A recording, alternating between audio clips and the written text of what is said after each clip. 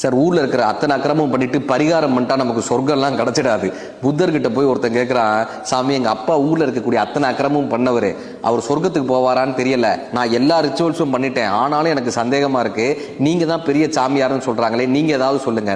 அவர் சொன்னாரு, நாளைக்கு வரும்போது ஒரு பானை, ஒரு வெண்ணெய் கட்டி, ஒரு கல்லு, ஒரு கம்பு எல்லாத்தையும் எடுத்து ஆத்தங்கரைக்கு வந்துட்டு பூஜையை பண்ணிடலான்னாரு. மறுநாள் ஒரு பானை, வெண்ணெய் கட்டி, கல்லு எல்லாத்தையும் எடுத்துட்டு இருந்தான். எல்லாத்தையும் ஒரு பானைக்குள்ள போட்டு அதை தூக்கி தண்ணியில போடுனார். அதை தண்ணியில தூக்கி போட்டான். குச்சியை வச்சு பானையை உடைக்க சொன்னாரு.